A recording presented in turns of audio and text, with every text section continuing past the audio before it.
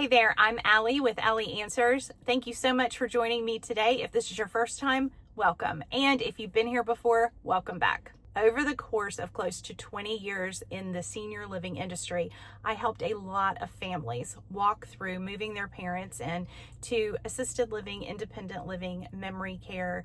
And during that time, I learned to assess what was appropriate care for folks. Something that you need to know is that all communities are different. Even though there are local and state regulations that require that certain services be rendered, that certain goals be met for someone to be able to move into those communities, within each community, there's going to be a vast difference between the care that is given and sometimes the care that is given down the road at a very similar looking building. When you're trying to find placement for your loved one, it's important that you find the right fit, which is why when you call places, they have all kinds of questions for you. And that can be frustrating on your end because maybe you just want to know the price.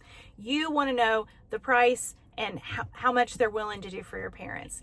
And I assure you that when you call those places and you get a salesperson on the phone, they want to answer your question, but they want to answer it appropriately, meaning they need to verify that your loved one qualifies to live in their community. And they want to make sure that you understand how their pricing structure might differ from people down the road. You need to be prepared with some basic facts so that that conversation will go as smoothly as possible. The more information that you have in front of you, ready to give, the better that conversation will go, and the quicker you will get the answers that you are looking for. They are going to ask you if your loved one is able to walk. Do they use a walker, a cane, or any additional devices?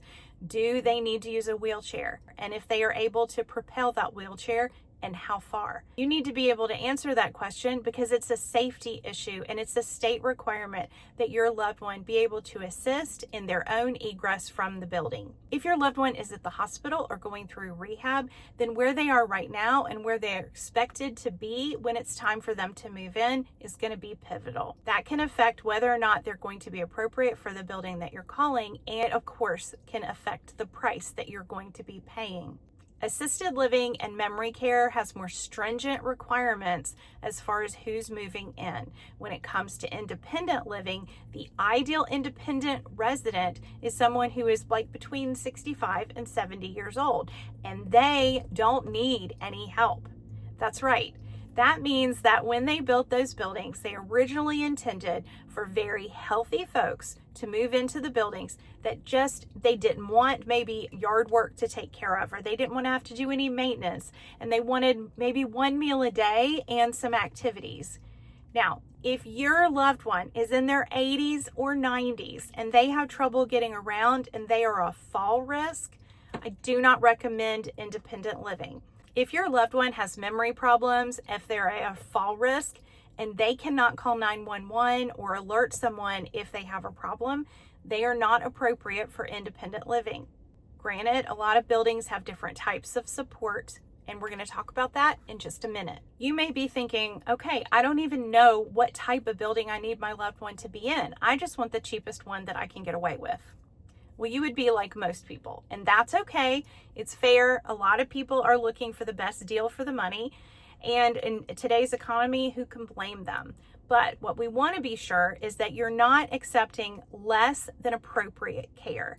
A lot of times things look good because the price is good, and we think, well, I'm sure that mom will be fine because she's better off than she is at home. In independent living, that isn't always true. So let's tackle that first. Independent living was originally designed for people who were actually independent. That means someone who does not need any physical assistance. They don't need help with taking medicines. They don't need standby assistance for showering. They don't need help getting dressed. They don't need anyone to check on them and make sure they are okay through the day. That's right. Independent living is supposed to be for truly independent people. But nowadays, because of the economy and just because that's how the world is, people are using independent living more as an assisted living. And what I find more often than not is that I get complaints and I hear from families saying, we moved into this independent living, mom has support, we have an outside company coming in and making sure that she's taking her medicine or making sure that she's getting a bath. Or we had to hire a private caregiver to get those things done. But we're not getting the care that we need. And I don't doubt that. because independent living isn't designed for someone who needs that support. I don't care how many companies you put in place. I don't care how many people are going around and giving meds. It's not regulated by the state the way assisted living and memory care is. I actually had a lady who went to the hospital because she was in independent living and people were bringing medication in little cups and leaving it for them. In assisted living and in memory care, it's actually normally a requirement that you watch the person take the medicine and then document that the medicine was taken. In other words, you're not going to leave those little cups sitting around. And that can be dangerous for a few reasons. If you forget to take medicine for a few days, it's just sitting there. And then what if you decide you're going to take it all at once? And don't say that wouldn't happen, because it doesn't happen till it does. My grandmother was in independent living, and when it was time for her to move, that's one of the ways that I knew it. I visited her and found little cups of medicine around because no one was making sure that she was taking it. Assisted living and memory care is designed for someone who needs reminders and someone to watch them take their medicine. It's designed for someone who needs assistance for safety in and out of the shower, because that's where most accidents happen. It's designed to offer 3 meals a day and include social support and encouragement to go to activities. While independent living may have activities and they may even have a robust activity schedule, it's up to the residents to remember to go to those activities. And I don't care what anybody says about how they have someone going around and reminding them. It is not the same level of support as when you're in assisted living. Assisted living and memory care is designed differently than independent. It is designed to have the support for the residents who live there to encourage them to participate. The way that it was described to me once a long time ago, and I think it's still relevant, is the independent living, they stay out of your business, and then in assisted living, they're all in your business. Well, if your loved one needs encouragement and reminders to go to activities, if they need that kind of care and assistance, and most people who gave up their home and moved into that kind of building did it because they needed the support, those people need to be in the right kind of care. The wrong kind of care is going to be extremely frustrating, not just for the resident themselves who feel like they're not getting the support they need, but also for the family. Can't tell you how many times I hear a daughter say, we were told that this person was going to get support and we are not seeing it. If the needs and the care don't match, then you are going to have a lot of despair in that disparity. Assisted living is designed for people who can do a lot of activities of daily living on their own with support. Now, depending on the state that you're in, I understand that things can vary. I'm speaking mostly about Georgia, but even from place to place, from one corner to the other, from one company to the other, they're going to have a different approach and they're going to see things a little bit differently. Generally speaking, the smaller the building is, the more intimate it is, then the closer the staff gets to the residents. It's not always true, but it usually is the case. In assisted living, you can have people that are very independent, meaning they get up, they get dressed themselves, they take their own showers. Maybe they are not a fall risk, but they need something. They need to make sure that they're eating 3 meals a day, and they need staff who encourages that. Or they need medication management. Or maybe they don't need any of that, but they are not safe to get in and out of the shower safely. And maybe they need a step above housekeeping. They need someone to actually make sure that things are getting thrown out when they're old and gross in the refrigerator. They need a different level of encouragement and support to participate in activities. They need transportation, so they need a bus that they can ride with the other residents to go to Walmart and things like that, because driving is no longer safe. Now, can you still drive when you live in assisted living? Yeah, you can. Most places will still let you drive in assisted living and independent living. Obviously, not in memory care unless you are just living there with your loved one. If you're a spouse of someone with memory issues, you can live in the memory care with your loved one. But often I see that the spouse without memory care problems is happier being on the assisted living side and then spending time with their loved one in memory care, or bringing them to their assisted living apartment within the same building. And that way, that person who does not have memory problems is not caregiving all on their own. Caregiving for someone who has memory loss, and especially for someone who has physical impairments, is exhausting for caregivers. So being able to have a separate place for them to go, and they know that the staff is going to take good care of their loved one to build that trust, is wonderful. And I love seeing a very independent spouse living in assisted living so that their loved one can have memory care. And honestly, I prefer that they don't live together. I support people and their families and what they decide, but I think personally it is nice for them to have friends that are outside of memory care, having activities and hobbies with other people who are just like you, who basically are more independent and just need the support of that staff in that building, is better for you emotionally than sitting in memory care all day, every day. Now, when it comes to memory care, I have to point out that every memory care is different. I live in an area where we have a lot of assisted living and memory care, and they're great, but they differ. In one building, we may have very high functioning people in their memory care, and another building, they only have the people that are really needing more support and needing more cues and needing full help with showers. And so those people in that building who have some memory loss but are not at risk for elopement, meaning they are not going to go outside the building and try to leave, those people do really well in assisted living. All the different buildings have a different approach and a different way of seeing their residents. Some of it is about cycle. So if you have all these people who were in assisted living and they have cycled up to where they need to be in memory care, and you move a lot of them over at the same time, you might have a lot of very high functioning people in your memory care. On the other hand, there are a lot of assisted living communities that as long as those people have been there a long time, they are used to the pattern of life and they are able to continue in that pattern and they don't have any elopement risk, they will not move them to memory care until they absolutely have to. There are, of course, buildings that have bridge programs where basically the doors are often unlocked during the day and they are locked at night for safety, and because a lot of people with memory issues are more at risk for elopement at dinner time and after. And let's say that you don't have a geriatric care manager like me who's able to make an assessment and help you choose the right place for your loved one, then what you have to do is have all of your information ready and together and be very transparent. Now, understand that we know as professionals that you are going to tell us how your loved one is doing by your perspective. When you call these communities, you need to be sure that you're being patient and that you understand that they need to go through their list of questions to make sure that it's an appropriate fit before they start answering all of your questions. The best care comes from places where the hands-on caregivers take things very personally, the ones that love your family and want them to be safe and have the best care. And they do still exist. Sometimes people will comment on my videos and say, care is terrible, everything's awful, the sky is falling. And I agree, we all have days like that.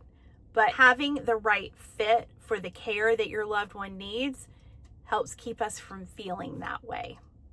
There is some excellent care available for our loved ones out there, so please don't listen to the people who will tell you that the sky is falling and that there is no good place. That is not true.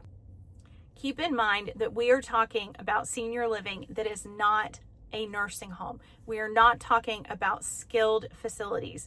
Skilled facilities are a totally different ball of wax, and I will tell you that they vary as well. Sometimes what someone considers assisted living in one state may actually be considered more nursing care in another.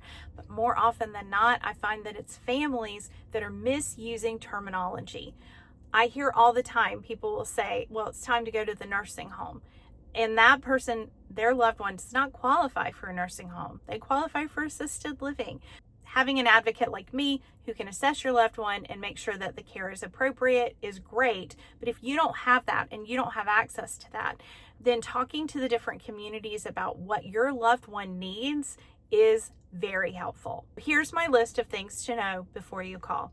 Number one, what's their ambulation like? Are they able to walk with or without a walker? Do they use a cane or other assistive device? If they use a walker, is it a rollating walker, or is it the kind of walker that has the tennis balls or sliders on the bottom? How far can they walk, and how far do they often walk with or without oxygen? Are they on oxygen? And if they are, is it during the day or is it 24 hours a day? So meaning they use it at night as well. Are they able to do their own medications? Are they starting to have memory loss? Have you noticed that when you spend time with them, they will start to repeat the same stories over and over? That's usually an indication of some memory loss or loss of cognitive function. Are you noticing a decline in hygiene? Have you noticed that your loved one is starting to have fewer and fewer showers? And they may be giving you all kinds of excuses about why that's the case, but the fact that they are not taking care of themselves as well is definitely information that you need to share with the person at the community. Before your loved one moves into senior living, they are going to do an assessment and make sure that what you've told them about their loved one is actually accurate. They are also going to have paperwork from a physician's office saying that that information is the same and is accurate. So there's no reason not to tell the truth. If you have seen weight loss in the last 3 to 6 months, if there's been an increase in urinary tract infections or visits to the hospital, if they're starting to have falls, or they're starting to call you in the afternoons and evenings because they're agitated, that is all information that you should share with the community. This is not the time to keep secrets, because if your loved one moves in and they are not in the appropriate place, then it is going to cause you a lot of trouble and grief, and it will stress out your loved one. Some things may seem unimportant to you. They may start asking you questions about, were they in the military? Well, the reason they ask that is because your loved one may qualify for the Veterans Aid and Attendance Program. That's a qualifying question to see if that's down a road that you need to go down. They may ask questions about what kind of social things your loved one likes to do. That's because it is easier to pull someone into activities and get them to participate in things if they have similar interests to other people who are in the building. There might be a quilting club or a crochet club or a support group for people with early onset Alzheimer's. There may be a family support group for Alzheimer's and dementia. All of that information is going to help see if this is the best fit for your loved one socially. It's okay to be honest and say she's mostly just watching television all the time, but she used to love to read. She just can't get more than a page read before she forgets what she's reading and gets frustrated. Or she used to love to sew, but she's just not participating right now.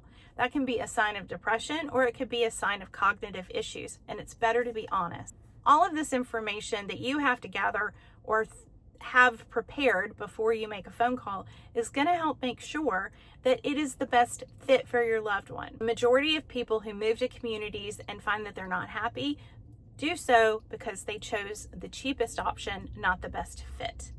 If you are the person in the family who handles all the finances and you're not the person who does the hands-on care, so you're not aware of how many doctor's appointments this person is going to, or that they need dialysis, or any of those medical kind of questions that are going to get asked when you make the phone call, then it might be better to get that information from your caregiving sibling rather than call knowing nothing. Let's say the price is $5,000 a month as the base rate for the apartment, and that includes basic care like 3 meals a day. It includes someone coming and making sure that they're getting ready for bed and getting up for the day.